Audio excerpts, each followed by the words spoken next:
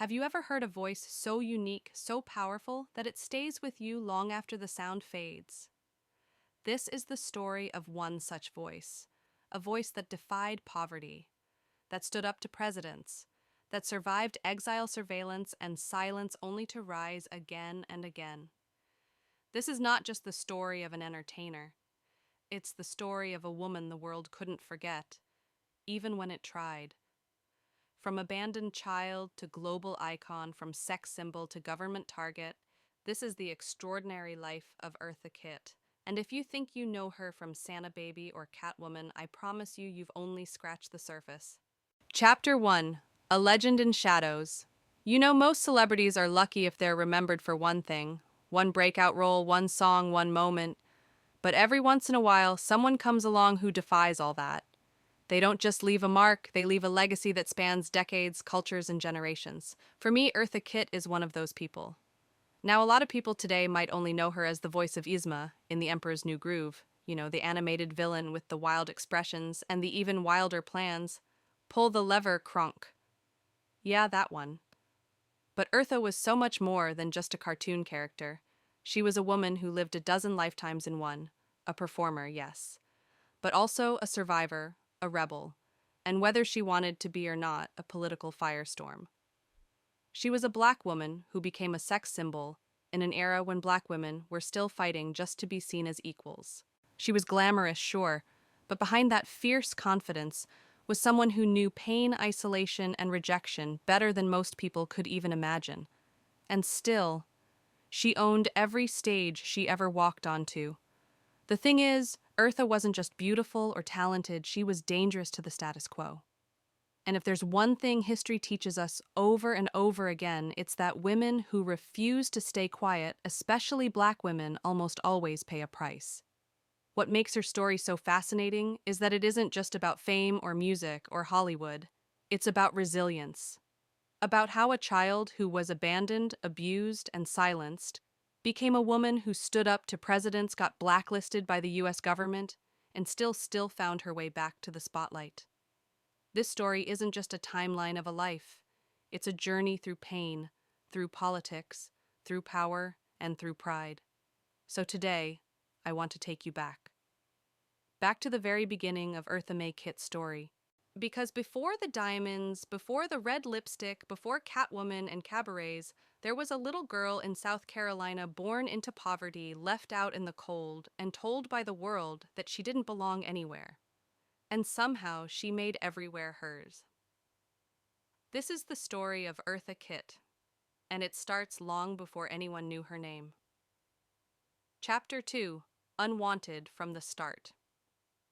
Eartha Kitt was born on January 17, 1927, in a small town called North, in South Carolina. Yeah, it sounds confusing.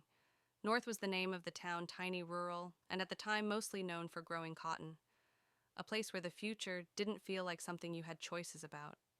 Her mother, Annie Mae, was of African American and Cherokee descent, but Eartha's father. That's still a mystery. Some believed it was a white doctor named Daniel Sturkey, a man who had status in the community and who Annie Mae worked for as a housemaid. Eartha never got confirmation, but there were whispers that Annie Mae, who was just a teenager at the time, might have been assaulted by him. Whether it was violence or silence, the result was the same. Eartha came into the world unwanted, and people made sure she knew it. She didn't look like the other children around her. Her skin was lighter, her features reflected both black and indigenous ancestry. And in a deeply segregated, racist town like North South Carolina, that meant she didn't quite fit anywhere. For the first few years of her life, Eartha and her mother were homeless. They slept in fields, in the yards of strangers, anywhere that kept them off the streets for a few hours. It was survival barely. Eventually, Annie Mae married a man, but he wanted no part of Eartha. Some say it was because of her skin tone. Others say it was because of her father. Either way, the outcome was brutal. Eartha, just 4 years old, was thrown out of her own family. She was sent to live with a neighbor, a woman named Miss Stearns. If that name sounds gentle, don't let it fool you. This woman treated Eartha like a servant, literally. At 4 years old, Eartha was scrubbing floors, cleaning rooms, and being punished harshly for the smallest things. She wasn't just unwanted, she was the scapegoat. If something broke, it was her fault. If chores didn't get done, it was her punishment. And the other kids in the house, they bullied her relentlessly, called her names, made her feel even more like an outsider. But the worst part that came after her mother died. Rumors circled that Annie Mae had been poisoned. Someone claimed her food had been laced with a mysterious kind of pepper. Nothing was ever proven. But Eartha was left with nothing. No protection, no mother. Just a child alone in a world that kept reminding her she didn't belong. What followed next is the kind of thing no child should ever have to endure. For years, Eartha said she was sexually assaulted by the boys living in that same home. She never had enough to eat, her body was frail, and emotionally she started to disappear, closing in on herself, trying to become invisible just to survive. And no one stepped in. Not until one day, when a man someone Eartha didn't even know showed up at the door. Some say he might have been connected to her biological father. We don't know for sure. But what we do know is that he took one look at Eartha, 8 years old, skin and bones, terrified, and he knew something was horribly wrong. He didn't ask permission. He didn't wait. He arranged for Eartha to be sent away, to New York City, to live with an aunt she had never met. He gave her food, clothes, and then he put her on a train headed north toward a life that hopefully couldn't be worse than the one she was leaving behind. I think about that moment a lot. A child alone clutching a trunk full of secondhand clothes, not knowing what would happen next. But what's wild is that the girl who boarded that train, she would become Eartha Kitt. But at that point in her life, she was still just a little girl, trying to survive a world that had been cruel to her at every turn. And even though she was leaving the place that had hurt her most, the fight for her life, her identity, and her voice, that was only just beginning. Chapter 3. Finding Her Voice. When Eartha arrived in New York City, she wasn't stepping into a dream. She was stepping into the unknown. She'd never met her Aunt Marn before, but that's where the train took her. And even though it was a new start, it wasn't necessarily a warm welcome. Marn was strict, serious, not unkind, but not nurturing either. Still, compared to what Eartha had just come from, it was something close to safety.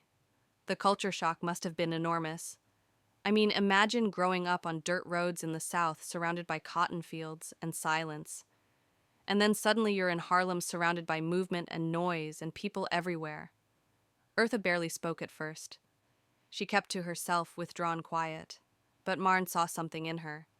She enrolled her in school, signed her up for piano lessons, and tried in her own way to bring her into some kind of routine. And then something happened. At school one day, Eartha was asked to memorize a poem and recite it in front of the class. Now, for most kids, that's a nightmare. And for Eartha, who had been mocked, abused, and made invisible her entire life, this was terrifying. She practiced alone for days, dreading the moment she'd have to stand in front of everyone. But when the moment finally came, something shifted. She opened her mouth and started to speak, and for the first time in her life, the room got quiet. People were listening to her, not yelling, not mocking, just listening. And in that moment, Eartha realized something: her voice had power. That moment planted a seed. She started to come out of her shell, slowly, carefully, but it was the beginning of a transformation. She got accepted into the Metropolitan Vocational High School in Manhattan, a place focused on the arts. Funny enough, that school would eventually evolve into what we know today as Fame High School. You know, the one from the movie and TV show. It was there that Eartha truly began to blossom. She took dance lessons, piano, theater. She wasn't just participating, she was thriving. It was like every creative part of her that had been pushed down for so long was suddenly being pulled up to the surface. She finally had space to explore who she was. One day in 1943, Eartha and a friend were hanging out after seeing a movie when a girl around their age stopped them on the street, asking for directions to a local dancewear store. Eartha was curious. "Why do you need a leotard?" she asked. The girl explained she was shopping for someone Catherine Dunham. Now, to most people, that name might not mean anything. But to Eartha, that name lit a fire. Catherine Dunham was a legend, a pioneering black dancer, choreographer, and anthropologist. She'd founded one of the first black modern dance troupes in the US, and she had just starred in a movie Eartha adored called Stormy Weather. So Eartha made a deal. I'll take you to the dancewear store if you take me to meet Catherine. And somehow it worked. She found herself face to face with Catherine Dunham. And you know what's wild? Eartha didn't even hesitate. She asked if she could audition. Now most people would have prepared a whole routine, not Eartha. She had no plan, just pure instinct. She told the pianist to play something, and then she started moving. No choreography, no script, just a raw, improvised dance drawn from the rhythms of Harlem street life. And it was electric. Catherine Dunham watched her with curiosity and honestly admiration. Because Eartha didn't just perform, she commanded. Catherine offered her a spot in the dance troupe on the spot. And just like that, Eartha Kitt, this girl who had been thrown out, abused, abandoned, became a professional dancer at just 16 years old. She dropped out of school, joined the company, and started traveling the world. But even in the background of a chorus line, Eartha stood out. People couldn't take their eyes off her. And maybe for the first time in her life, Eartha felt like she belonged. Not just to a troupe or a stage, but to herself. That little girl who had once been silenced had finally found her voice, and she was just getting started. Chapter 4. The Spotlight Finds Her. By the time Eartha was 17, she was living a life that felt like something out of a movie. She had gone from being a hungry, abused child to dancing on stages across the world with Catherine Dunham's troupe. They performed in cities she'd only read about in Europe and South America, and everywhere they went, people noticed Eartha. Even when she wasn't the lead, she had that thing.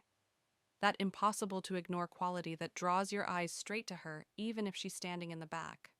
But there was a problem. Catherine Dunham knew it too. And when the audience starts focusing more on the new girl than on the star of the show, well, let's just say things get tense. Catherine had built the troupe. She was the name. But Eartha was the one people were talking about. By the time they reached London, Eartha was getting solo offers. People wanted her, not just the company. And I think that's when she knew it was time to step away.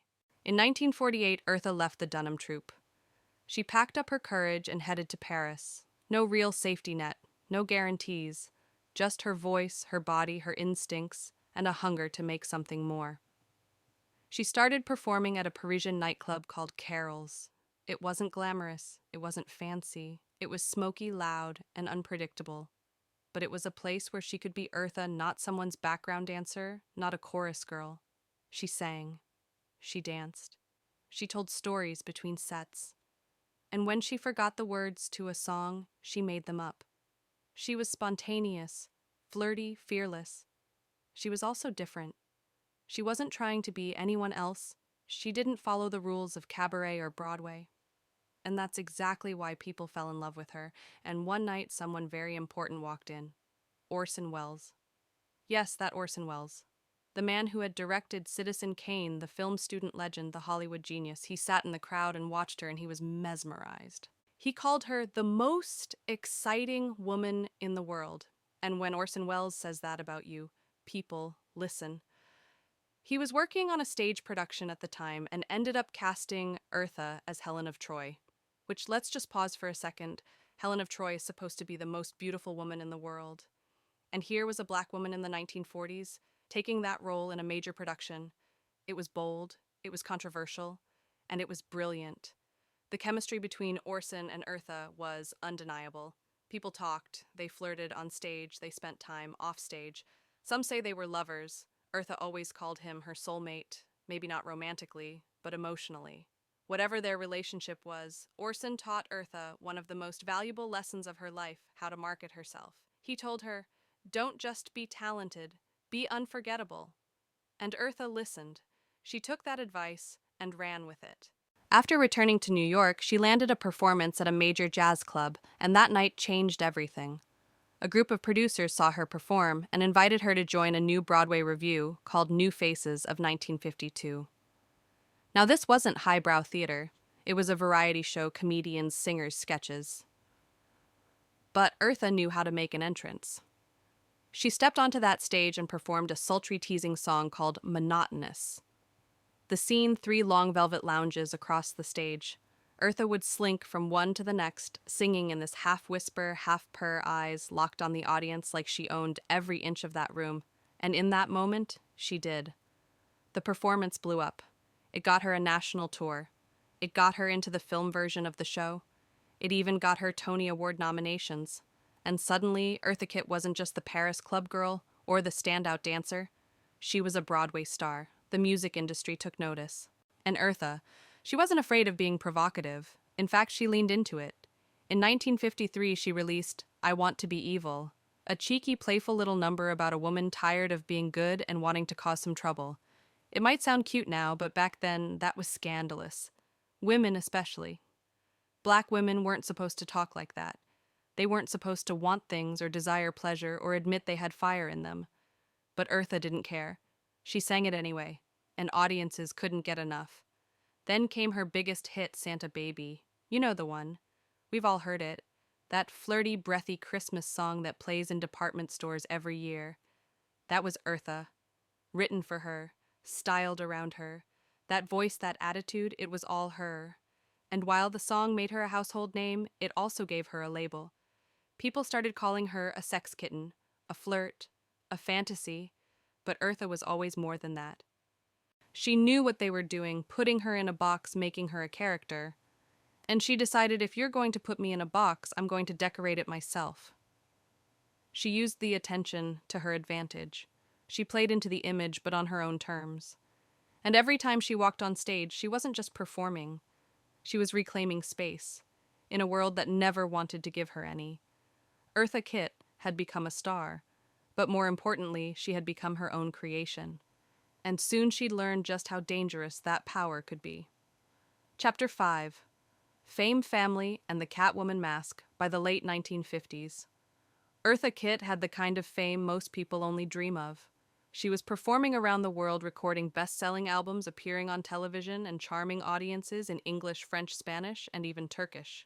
She wasn't just talented, she was cultured, international, and impossible to ignore. But with all that glamour came loneliness. Behind the makeup and the purring voice was still the same girl who'd been passed around, mistreated, and underestimated. And like many people who carry that kind of trauma, Eartha craved love, real love. In 1960, she married John William MacDonald, a businessman and real estate investor. From the outside, it looked like a perfect match. He was wealthy, stable, sophisticated. And Eartha, she was ready to build something of her own, something that didn't belong to the stage or the headlines. A year later, she gave birth to her only child, a daughter she named Kitt MacDonald. And let me tell you, Eartha loved that little girl with every part of her soul. She once said becoming a mother was the first time she ever felt truly whole. But the picture-perfect life didn't last. John, her husband, had lingering injuries from his time serving in the Korean War, and he'd been prescribed morphine for the pain. Over time, he became addicted. And Eartha. She was constantly working, touring, doing interviews, trying to hold everything together. They drifted apart. The marriage, like so many others touched by addiction and distance, quietly fell apart. They divorced in 1964. Eartha never remarried. She raised her daughter as a single mother and poured herself into her work. And then, in 1967, something unexpected happened. Something that would cement her place in pop culture history forever. She got a call from the producers of a little show called Batman. They were recasting the role of Catwoman, and they wanted Eartha. Now keep in mind, this was the late 60s. There weren't many black women getting major screen time in primetime television. But Eartha didn't just take the role, she transformed it. She stepped into that tight black cat suit like it had been made for her. And suddenly Catwoman wasn't just a side character, she was the star. Sleek, seductive, smart, dangerous. And that purr, you know the one. It became her signature. She rolled her R's like velvet and poison at the same time. What's wild is she wasn't just playing a villain. She was reshaping what power looked like on TV. A woman of color owning the screen, not begging for acceptance, but commanding attention. It was radical. And it was everything Eartha had spent her life becoming. But fame is a funny thing. It lifts you up, but it also paints a target on your back. The more confident Eartha became, the more threatening she seemed to people who wanted women, especially black women, to stay in their place. And while she was dazzling audiences on screen, her real life was about to take a turn. Because Eartha Kitt wasn't just a performer, she was also a woman with strong beliefs. She cared about justice, about kids, about communities that had been forgotten by society, and in just a few short months, that passion, that truth-telling part of her, it would take her all the way to the White House, and it would almost destroy her. Chapter 6. The Day Eartha Kitt Spoke the Truth and Paid the Price by the late 1960s. Eartha Kitt had it all: fame, influence, and the power to command a room just by walking into it. But she also had something else, a deep sense of responsibility. She knew where she came from. She knew what it meant to grow up hungry, to be tossed aside, to feel like the world didn't care if you survived or not. And that's why behind the scenes of the glamour, she got involved with a group called Rebels with a Cause. This was an organization working with young people in inner-city communities, most of them kids who were falling through the cracks. Some had been arrested, some had dropped out of school, some just needed someone to care. And Eartha cared. She didn't just lend her name to the cause, she showed up. She talked to the kids, she listened to them. She heard their pain and their fear and their frustration with a world that treated them like problems instead of people. So when she was invited to a luncheon at the White House in January of 1968, she showed up not as a celebrity, but as an advocate.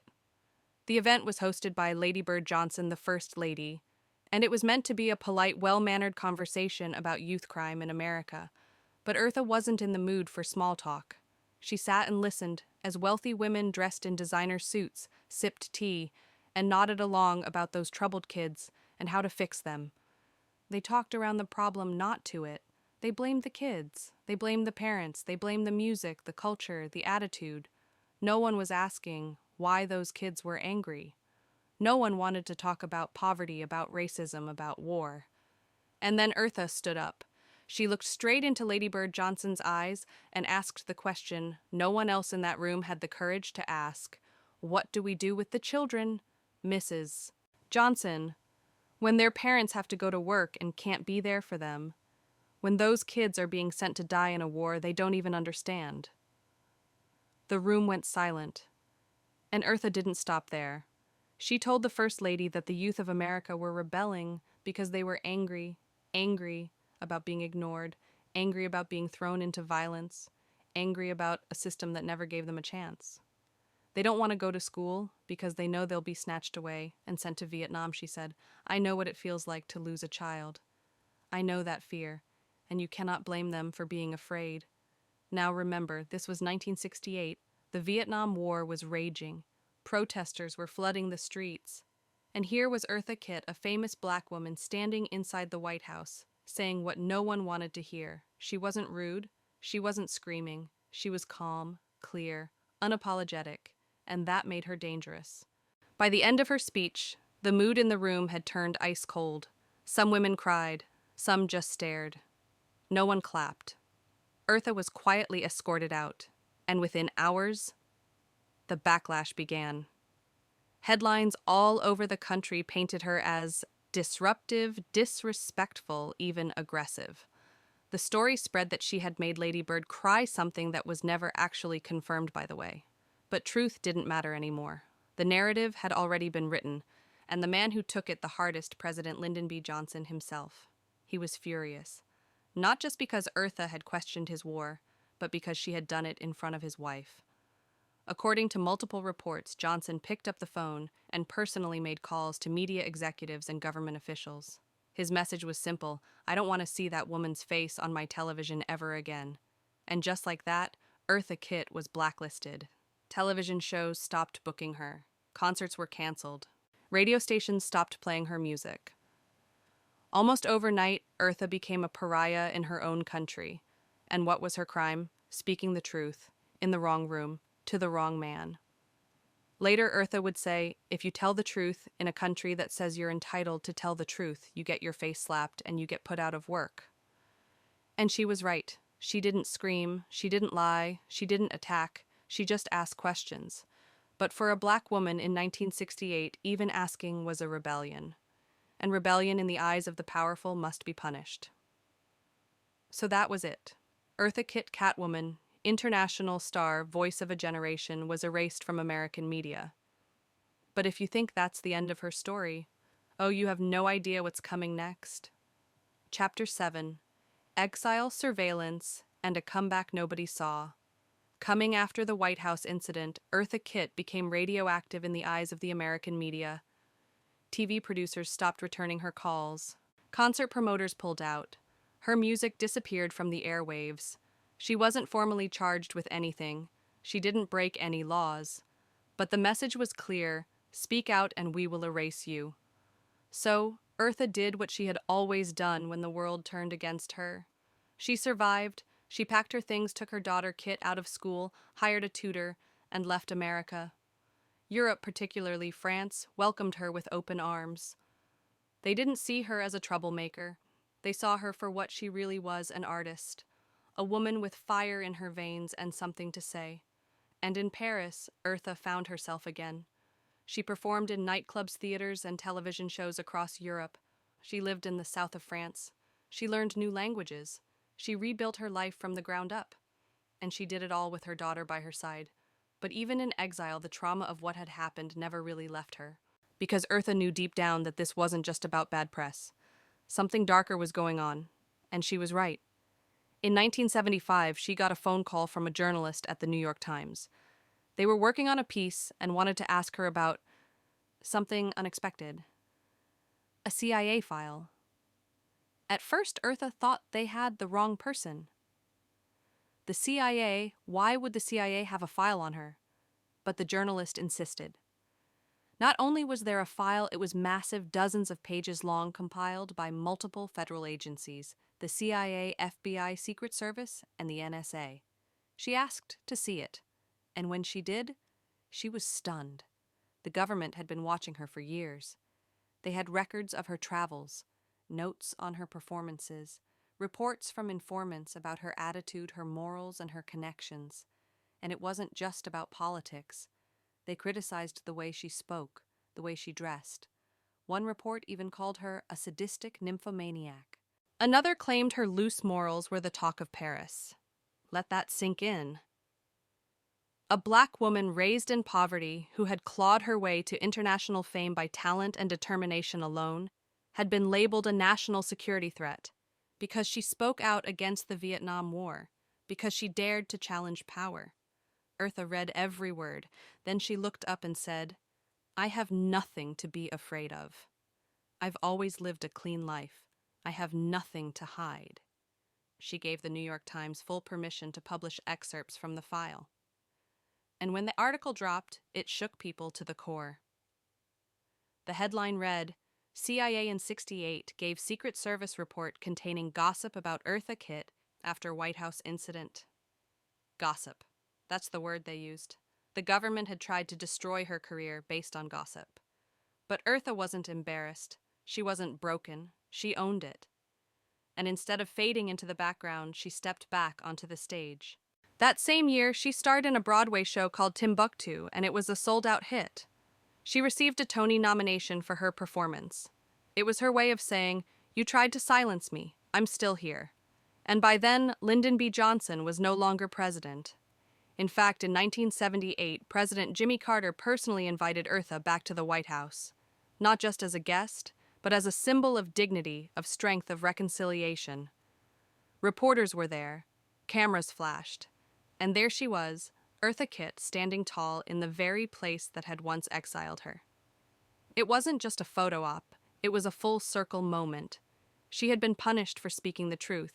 Now she was being welcomed back for it. And from that point forward, Eartha never looked back. She had lost everything and built it back on her own terms. She had been followed, targeted, labeled, and still she thrived. Her career wasn't just resurrected, it was reborn. And in the years that followed, Eartha Kitt would only get louder, bolder, and more herself than ever. Because once you've looked your country in the face and refused to bow, what else is there to fear? Chapter 8. A Voice That Never Faded. By the time Eartha Kitt returned to the White House in 1978, she wasn't just reclaiming her place in the public eye. She was reminding the world and herself that no one could define her legacy but her. And from that point on, Eartha didn't slow down, not even a little. She threw herself back into work as if daring the industry to ever try to erase her again. She released new music. She performed live. She took on acting roles that allowed her to reinvent herself yet again. And this time, she had the power. In the 1980s and 90s, Eartha became a beloved figure across multiple generations. Not just because of nostalgia, but because she had something so many celebrities lose over time: authenticity. She was real. She was unapologetic. And she was still sharp as ever. She started writing books too, not tell-all memoirs, but reflections on health, aging, confidence, and survival. One of her books was titled Rejuvenate, It's Never Too Late, and that wasn't just a slogan, it was a personal truth. Because Eartha Kitt knew exactly what it meant to start over. Again and again and again. She gave motivational talks. She encouraged women, especially Black women, to take control of their bodies, their finances, their independence. And even though she was known for that sultry voice and that unforgettable purr, Eartha's greatest strength had always been her mind. She had this clarity about the world, about injustice, about performance, about survival that came from living through every possible kind of pain and still refusing to give up. And then something unexpected happened. A whole new generation discovered her. It started small with reruns of Batman or with the song Santa Baby playing every December. But then in the early 2000s, she voiced Esma in The Emperor's New Groove, and suddenly kids were obsessed. That voice, so dramatic, so funny, so Eartha became iconic all over again. Most people didn't even realize they were listening to a woman in her 70s. But Eartha was still working, still thriving, still captivating. And behind the scenes, she stayed deeply connected to her daughter, Kit, who had been by her side through every rise and fall. The two of them were inseparable. Eartha had once said that Kit was the one person in the world she trusted completely. She called her the love of my life. But even as Eartha glowed in the spotlight privately, she was fighting one last battle. In 2006, she was diagnosed with colon cancer. True to form, she didn't announce it publicly. She didn't want pity. She didn't want the headlines. She kept working until her body couldn't anymore. On December 25th, 2008, Eartha Kitt passed away at the age of 81. Yes, on Christmas Day. The woman who gave us Santa Baby left the world on the holiday she'd helped define for so many. But make no mistake, Eartha didn't disappear. She transcended. Her life was a testimony not just to talent or fame, but to grit, to survival. She once said, "I've used all the manure that's been thrown at me as fertilizer, and I've bloomed because of it." That line has stuck with me for years, because when you really think about it, everything she went through, all the abandonment, the abuse, the exile, the scrutiny, she turned it into art, into something bigger than herself. She taught us that you can be hurt and still be powerful, that you can be dismissed and still rise, that you can be too much for some people and still be exactly enough for yourself.